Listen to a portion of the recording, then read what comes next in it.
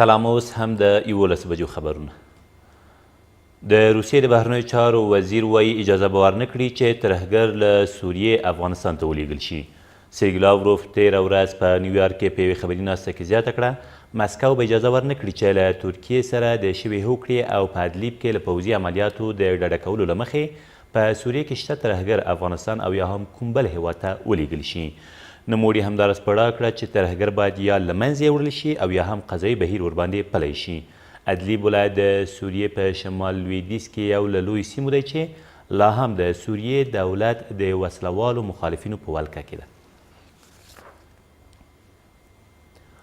د هرات په غوریان ولسوالۍ کې د غلو یوې وسلوالې ډلې پر یو موټر ډزې کړي چې په پایله کې یو کس وژل شوی او یو ماشوم او یو میرمنه ټپیان شوي دي.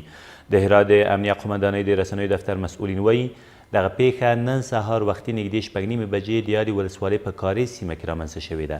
ویل کېږي دغې ډلې له دغې پیښې څو شېبې مخکې د غوریان هرات یو لایني بس موټر له تخلیه کولو وروسته هم غلا کړی دی. د بادغیس پولیس وایي په دغه ولایت کې یو حرفه‌ایي قاتل او باج اخیستونکی نیولی دی. د بادغیس امنیه قمندان احمد فهیم قایم زیاتوي دغه کس چې احمد بیک نومیږي او په دې وروستیو کې د وفي الله په نامه یو کس د موټر سایکل د نه ورکړې له امله وژلی و. تېره شپه د مقر ولسوالۍ په زاد علي سیمه کې د پولیسو له لوري نیول شوی دی. د وفي الله مور چې د هغه 3 ماشومان هم ورپاتې دي له عدلي او قضایي بنسټونو غواړي چې نیول شوی کس په اشد مجازات محکوم کړي. امشب از ساعت 12 شب عملیات شروع شد. ما تانستیم که در او عملیات خودم سهم داشتم. فرماندهی عملیات به دست خودم بود.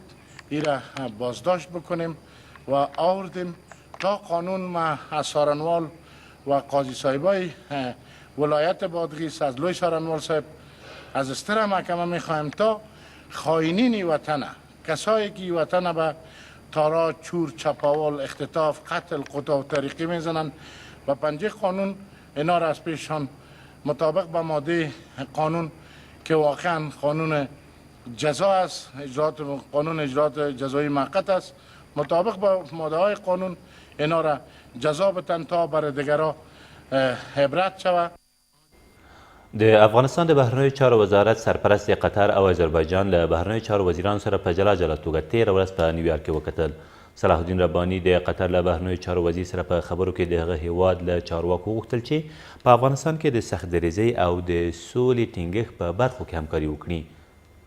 له دې سره سم ښاغلي رباني د آذربایجان له بهرنیو چارو وزیر سره په کتنه کې د لاجورد لارې د پروژې د عملي کولو په برخه کې د ټولو ښکېلو هیوادونو د جدي همکاریو غوښتونکی شو. او د کابل په بیلابیلو برخو کې د ناامنیو او جنایي جرمونو زیاتوالي د پلازمینې د اوسیدونکو ژوند تریخ کړی دی. د کابل اوسیدونکي وایي د کابل د پولیسو په رهبرۍ کې د ننګونو موجودیت د دې لامل شوی څو پولیس د ناامنیو په مخنیوي کې پاتې راشي. خو د کابل امنیه قمندان د ناامنیو د کمښت لپاره د اغیزمنو پروګرامونو له لرلو خبر ورکوي. دا تر دې مهاله وروستي خبرونه، تر بیا مو الله مل.